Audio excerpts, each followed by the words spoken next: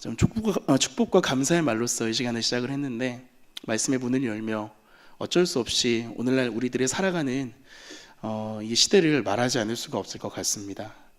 여전히 정말 나라를 위한 기도는 참으로 계속해서 우리 성도분들께서 또 교역자들 또 모든 사람들이 함께 마음을 모아가고 있는데, 나라의 상황이 생각보다 쉽게 돌아오지는 않고 있습니다.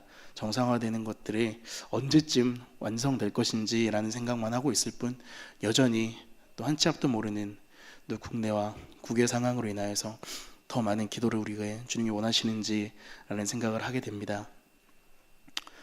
정말 파면 팔수록 그 결과가 나타나고 있습니다.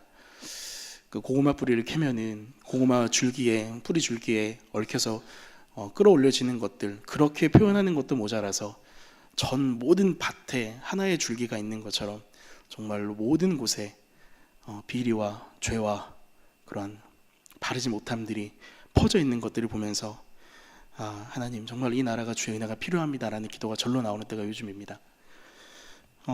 그들을 비호하던 수많은 사람들이 그러한 돈과 명예 또 권력에 빌붙어서 자기들 나름대로의 어떠한 영달을 추구하려던 사람들이 국정조사 가운데서 많은 거짓말을 했습니다.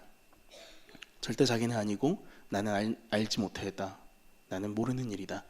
하지만 그렇게 했던 사람들이 모두 다 검찰의 특검의 수사로 말미암아 수혜를 입고 감옥으로 들어가는 일이 발생하고 있습니다.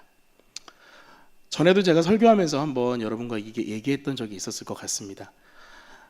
느리기는 하지만 하나님께서 분명히 이 땅의 역사의 수레바퀴를 돌리고 계신다는 것입니다.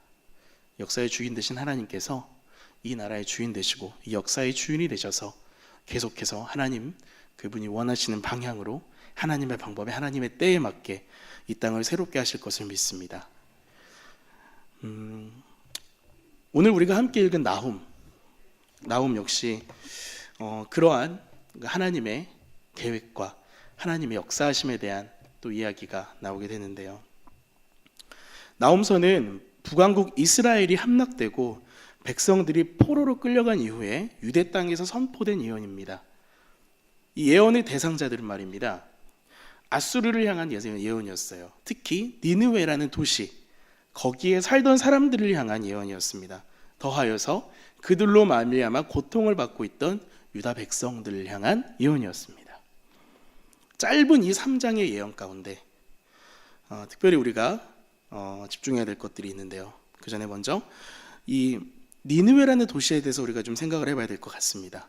이 니느웨라는 도시, 그 기원전 700년경에 아수르의 왕 사네립이 수도로 정했던 곳이었습니다.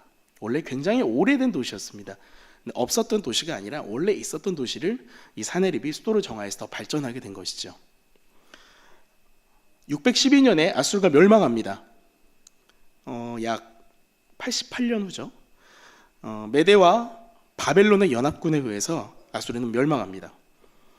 그래서 학자들에 의하면 이 나훔의 예언이, 나훔이 예언했던 이 나훔서가 니느웨가 멸망하기 전, 이 아수르가 멸망하기 전인 652년과 626년 사이에 쓰여졌다고 합니다.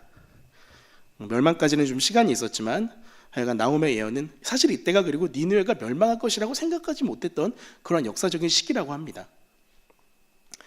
니느웨는 아수르의 중심 도시였습니다. 요나서에 보면은 요나가 니느웨를 향해서 갔지 않습니까? 니느웨를 건너가는데 꼬박 3일이 걸렸다고 합니다. 니느웨라는 도시를 가로지르는데 3일이라는 시간이 필요했다고 합니다. 또한 오늘날 고고학자들의 연구에 따르면 10개의 성문을 가지고 있던 도시라고 합니다. 그리고 15개의 망대를 가지고 있던, 그래서 특별히 그 성벽 자체를 전체를 쭉 발굴된 곳을 실측한 결과 약 12km의 성벽으로 둘러싸인 도시였다고 합니다. 더불어서 이곳은 양쪽으로 강이 흐르는 물이 풍부한 도시였습니다. 오늘날 IS의 지배하에 있는 이라크 지역인 모술이라는 도시가 있습니다. 이 모술이라는 도시가 현재 니느웨와 가장 가까운 곳입니다. 하여간 이곳은 물이 흐르는 그리고 성벽으로 둘러싸였던 굉장히 부유하고 굉장히 번영했던 그때 당시에 고대 근동 지방에서의 문명의 중심지라고 얘기할 수 있었던 그러한 번성했던 도시였습니다. 이 도시의 별명이 있습니다. 이 니느웨라는 도시의 별명이 뭐였냐면 강도의 도시라고 합니다. 강도. 이 강도의 도시라는 별명에서 알 수 있듯이 이 니느웨가 또는 아수르가 성장했던 이유에 대해서 우리는 쉽게 알 수 있는데요. 바로 다른 나라를 정복하고 수탈함으로 말미암아 번영했던 곳이라는 것을 우리는 알 수 있습니다. 특별히 이들의 죄악에 대해서 나훔서는 낱낱이 기록하고 있는데요. 제가 한번 읽어보도록 하겠습니다. 나훔 3장 1절과 4절의 말씀입니다. 제가 읽겠습니다. 화 있을진저 피의 성이여 그 안에는 거짓이 가득하고 포악이 가득하며 탈취가 떠나지 아니하는도다. 4절입니다. 이는 마술에 능한 미모의 음녀가 많은 음행을 함이라. 그가 그의 음행으로 여러 나라를 미혹하고 그의 마술로 여러 족속을 미혹하느니라. 쉽게 말해서 거짓이 가득했던 도시였고요, 포악했던 도시였습니다. 잔인한 도시였습니다. 또한 탈취가 떠나지 않았던 도시였습니다. 누군가의 것을 뺏는 것이, 또한 마술과 음행, 마술이 있는 곳에 음행이 있을 수밖에 없죠. 그래서 여러 나라와 여러 족속들을 미혹하던 자들이 이들이었습니다. 니느웨에 살던 자들은 굉장히 풍족했을 것입니다. 그 어떤 세상의 민족보다 풍요로웠을 것입니다. 자기들이 정복했던 그 넓은 아수르라는 대제국 안에서 있는 수많은 도시들에서 좋은 것들은 다 뺏어왔을 것이니까요. 늘 그들의 창공은 가득했을 것입니다. 그들의 먹을거리는 풍성했을 것이지요. 나훔 2장 9절에 이러한 이들의 물질적인 번영에 대해서 또 이렇게 기록하고 있습니다. 제가 읽겠습니다. 은을 노력하라, 금을 노력하라. 그 저축한 것이 무한하고 아름다운 기구가 풍부함이니라. 저축이 얼마나 많으면 무한하다는 표현을 쓸까요? 그야말로 온 세상의 보화와 귀한 것들은 이들이 다 가지고 있었을 것입니다. 올바르지 못한 방법으로 번영을 누리던 그들, 그런데 그들이 누리던 물질적인 풍요로움, 그들 자신을 영적인 타락으로 내모는 원인이 되었습니다. 그들이 아무리 풍요롭고 가진 것이 많다 한들 그들은 여전히 죄악에 가득한, 정말 하나님을 떠나 있던 자들이었습니다. 그래서 하나님은 선지자 나훔을 통해서 그들을 기필코 멸망시킬 것이라고 말씀하십니다. 나훔 2장 13절에서 하나님은 니느웨를 향해서 나훔의 입을 빌어 이렇게 선포하십니다. 만군의 여호와의 말씀에 내가 내 대적이 되어 내 병거들을 불살라 연기가 되게 하고 내 젊은 사자들을 칼로 멸할 것이며 내가 또 내 노력한 것을 땅에서 끊으리니 내 파견자의 목소리가 다시는 들리지 아니하리라 하셨느니라. 영문에 보면은요, 영어 성경에 보면은 이 부분이, 이 문장 자체를 시작하는 그 한 또 문장이 있습니다. 그 문장 안에 중요한 표현인데요, against라는 표현입니다. against. 나를 반하여, 너희는 나에게 반한 족속이다, 너희는 나에게 정면으로 돌아선 족속이다 라는 표현이 또 영어 성경에 그렇게 나와 있습니다. 사실 아수르는 하나님의 손에 한때 쓰임 받았던 민족이었습니다. 나라였습니다. 하나님의 계획 안에서 하나님의 노후 크신 계획을 이루는 하나의 도구기도 했습니다. 하지만 그들은 도구에 불과했습니다. 그들이 범했던 죄악과 잔혹함들을 하나님은 모두 다 기억하고 계셨습니다. 우리 속담에 그 개처럼 벌어서 정승같이 쓴다라는 말이 있습니다. 무슨 말이죠? 불을 모을 때에는 열심히 애써서 모으고 이것을 사용할 때에는 뜻깊게 좋은 곳에 사용한다라는 그러한 뜻이죠. 같은 뜻의 또 비슷한 의미가 성경에도 있습니다. 잠언 13장 11절인데요. 제가 읽어보겠습니다. 망령되이 얻은 재물은 줄어가고 손으로 모은 것은 늘어가느니라. 잘못 얻은 재물은 줄어들고 정직하게 얻은 재물은 늘어간다고 합니다. 무슨 말입니까? 정직하게 일을 정당한 대가를 받는 것은 하나님이 너무너무 기뻐하시는 일입니다. 반대로 아무리 돈이 많고 부자라고 하더라도 그가 쌓은 부의 방향이, 그가 쌓은 부의 그 모습들이 편법이나 잘못된 것을 통해서 이루어진 것이라면 하나님은 기뻐하지 않으십니다. 돈이 많은 사람을 뭐라는 것이 아니고요, 없는 사람이 옳다는 게 아니라 결국 그것의 방향의 문제인 것입니다. 더군다나 방금도 제가 말씀드렸지만 니느웨가 누렸던 부, 니느웨가 누렸던 그 번영, 무엇으로 이루어졌던 것입니까? 약탈과 빼앗음으로 이루어진 것들이었습니다. 그들은 가질수록 더 가지려 했습니다. 그들은 가진 것들 안에서도 그 안에서도 내가 더 가지고 다 탈취했습니다. 그 풍성함으로 말미암아 그들은 음행에 빠졌고, 그들은 다양한 마술에 빠져서, 미신에 빠져서 그들 자신의 영혼을 병들게 하고 있었습니다. 수많은 사람이 미혹되고 있었습니다. 무엇입니까? 결국 그들이 누렸던 풍요로움이 그들을 타락하게 했던 것입니다. 정확히 말하여서 그들이 누렸던 잘못된 풍요로움이 그들을 타락하게 만들었던 것입니다. 하나님이 우리에게 부요함을 주시는 이유가, 하나님은 명확하게 성경에서 말씀하고 계십니다. 1차적인 목표는 바로 하나님을 공경하는 것입니다. 잠언 3장 9절에 이렇게 나오고 있습니다. 내 재물과 내 소산물의 처음 익은 열매로 여호와를 공경하라. 하나님은 우리의 소산물과 우리의 재물에 대해서 인정하시는 분입니다. 하지만 그 재물과 소산물을 통하여서 하나님은 1차적으로 무엇을 하길 원하시냐? 내 하나님을 공경하라고 원하십니다. 사랑하는 성도 여러분, 가진 것이 있다는 것이 참 감사한 일입니다. 어찌 보면. 왜냐? 그것으로 우리가 하나님을 더 섬길 수 있기 때문입니다. 감사하십시오.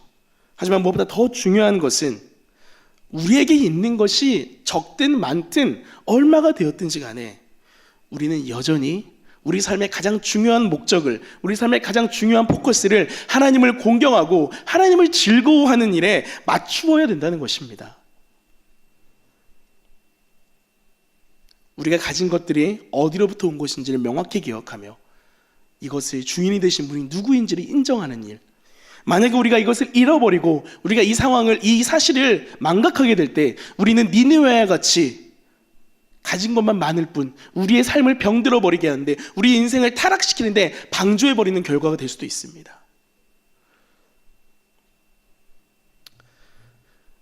사실은 이들의 풍요로움과 어떠한 빼앗음으로 말미암은 이 부의 결과가 이들을 타락하게 만들었다고 했지만, 정확하게 이들의 멸망의 결과는 다시 한번 말씀드리지만 다른 곳에 있었습니다. 바로 회개에 대한 이야기입니다. 이 니느웨라는 도시는 말입니다, 나훔서뿐만이 아니라 요나서에도 등장하는 그 무대입니다. 그 소예언서에서 그런 부분에서 요나와 나훔이라는 두 성경은 여러모로 닮아 있는 성경입니다. 나중에 시간이 되시면 한번 짧으니까 비교해가면서 한번 읽어보시기 바랍니다. 첫 번째, 두 책 모두가 예언의 대상이 니느웨를 향한 것이었다는 것입니다. 니느웨, 이방 민족인 니느웨라는, 특히 아수르 니느웨를 사람들이 위해서 향해서 전해진 예언이라는 것. 두 번째로, 두 책 모두 마지막 구절, 끝나는 마지막 구절을 살펴보면 정확하게 질문으로 끝납니다. 질문. 어떠한 질문이냐? 이러한 질문이죠. 제가 요나서의 마지막을 읽어드리겠습니다. 하물며 이 큰 성읍 니느웨에는 좌우를 분별하지 못하는 자가 12만여 명이요 가축도 많이 있나니 내가 어찌 아끼지 아니하겠느냐? 나홈서의 마지막은 이렇게 끝납니다. 내 상처는 고칠 수 없고 내 부상은 중하도다. 내 소식을 듣는 자가 다 너를 보고 손뼉을 치나니 이는 그들이 항상 내게 행패를 당하였음이 아니더냐? 둘 다 질문으로 끝나는 성경입니다. 비슷해 보이죠? 하지만 분명히 다른 점이 있습니다.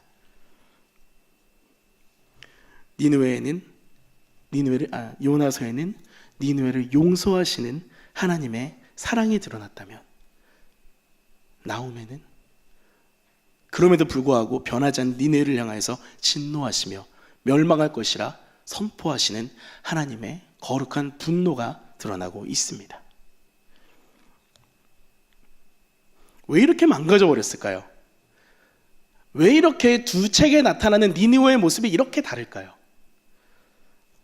요나에게 하나님은 니느웨를 향해서 경고의 메시지를 보내라고 그를 보내십니다. 정말 하기 싫어서 다시스까지 도망가려고 하다가 물에 빠져서 큰 물고기에 갇혀 있다가 다시 살아나와서 니느웨로 터벅터벅 어쩔 수 없이 걸어간 요나는 거기서 별 기대도 없이 선포했을 것입니다. 그런데 놀라운 일이 니느웨에 일어납니다.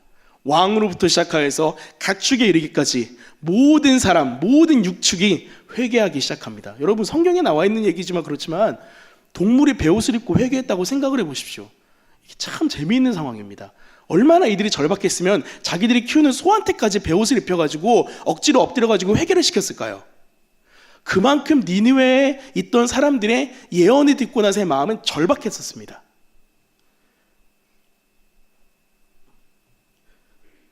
그 많은 그 청소년 아이들이 말입니다, 수련회 오면은 이전에 보이지 않던 영적인 제스처를 많이 취합니다. 그 예전에 교회에서 예배 드릴 때 그냥 덤덤하게 있고 이렇게 뭔가 이렇게 자기 자신을 방어하려고 하던 아이들이 뭐 수련회 이런 데 와서 조금 막 뭐 이렇게 막 화려하고 뭐 조명 좀 막 비치고 또는 막 강사가 막 외쳐대기 시작하면은 막 움직이기 시작합니다. 막 방방 뛰고요, 막 울기도 하고, 막 자기 자신의 죄를 고백하라고 하면 막 15년 전 죄부터 꺼내가지고 막 울고 고백을 합니다. 나는 죄인이고 죽일 놈이라고, 나 좀 살려주시라고. 막 애들의 회개가 얼마나 절박한지 아시나요?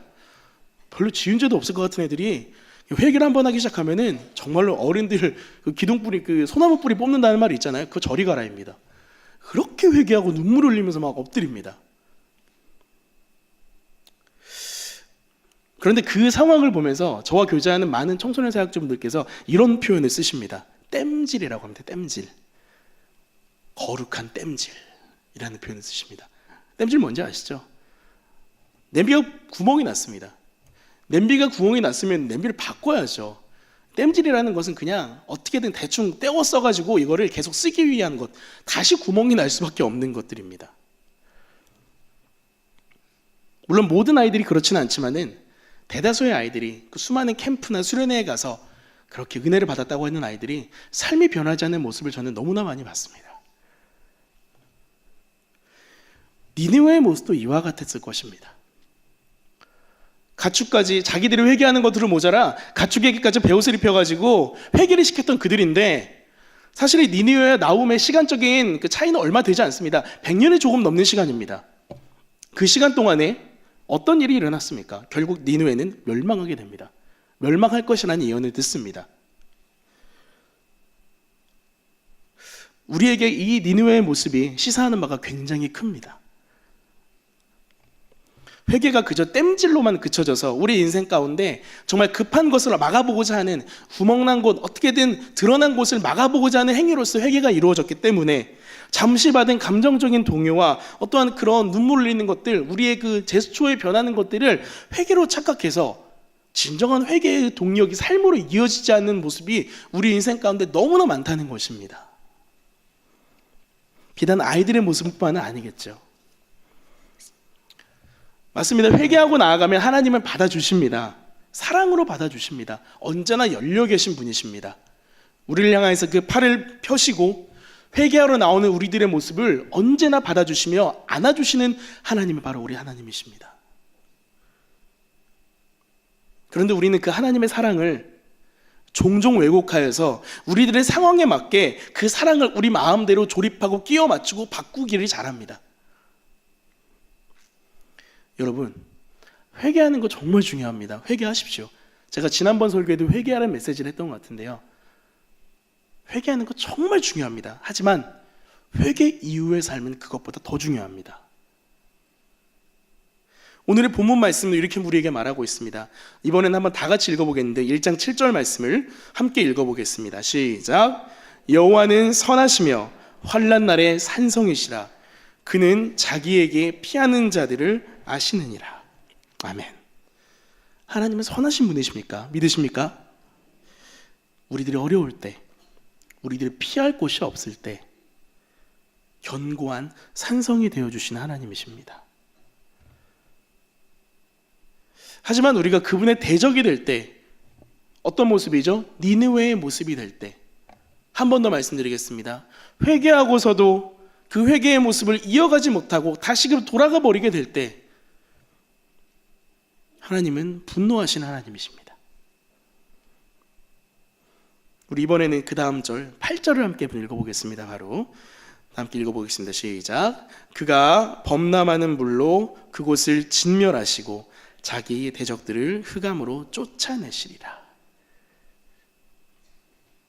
하나님이 노아의 홍수 이후로 다시는 물로 세상을 심판하지 않으시겠다고 약속을 하셨습니다. 야, 내가 더 이상 너네 물로 심판하는 거는 야, 나 도저히 못할 일이다. 나 안 해야겠다. 나 그만할게.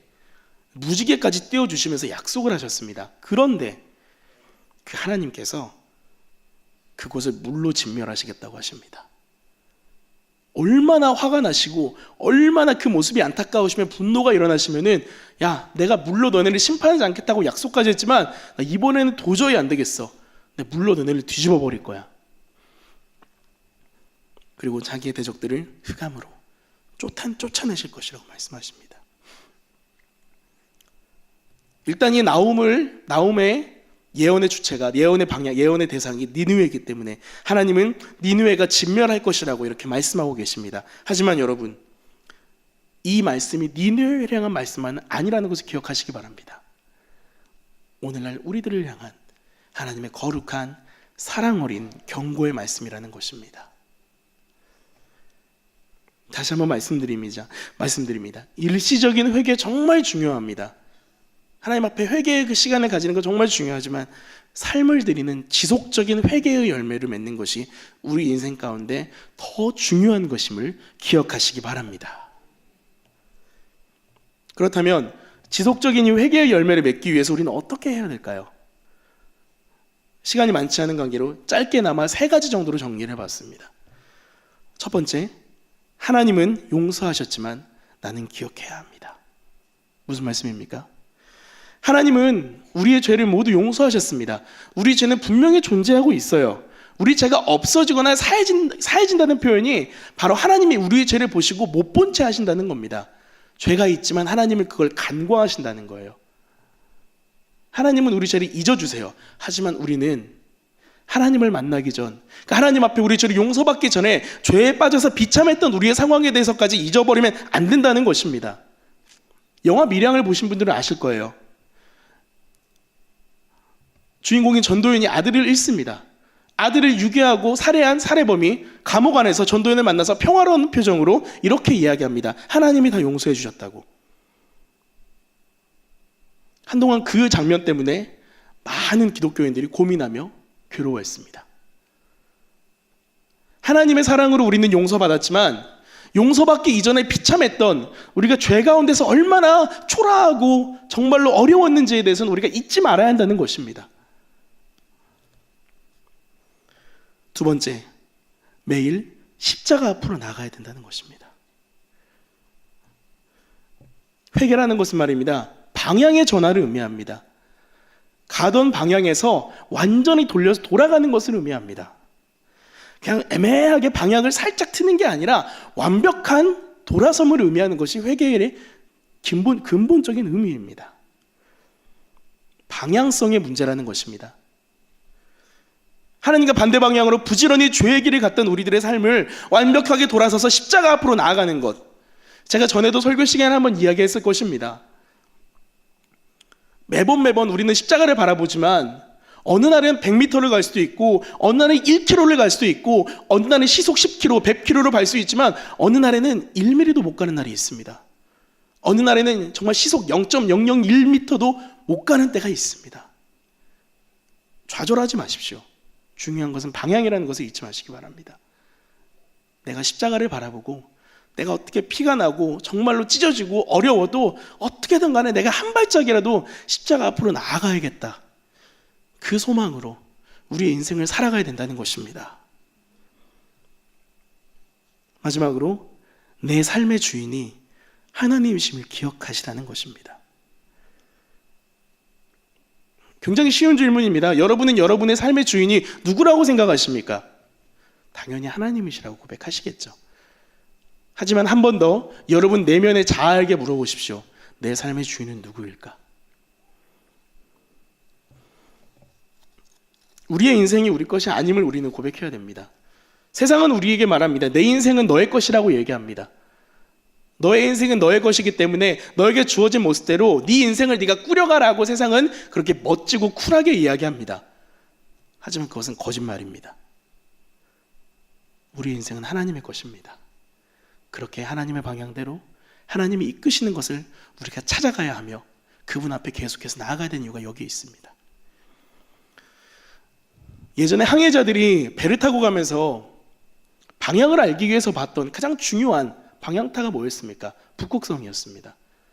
어느 곳에 있어도 북극성이 가리키는 방향은 변하지 않았습니다.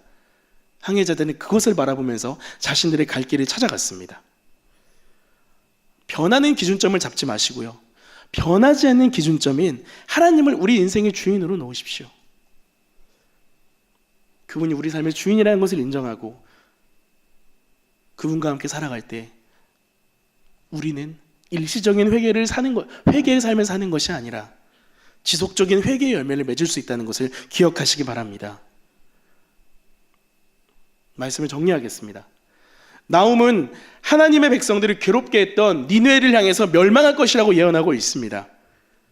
보이는 것에만 집중하고 자기들이 가졌던 잘못된 부를 누리면서 타락에 빠졌던 죄악에 가득했던 니느웨, 이미 한 번 회개했지만 그 회개의 마음을 지키지 못하고 다시 죄악으로 돌아가 버린 니느웨를 향하여서 하나님은 나홈의 입을 통하여서 경고하고 계십니다.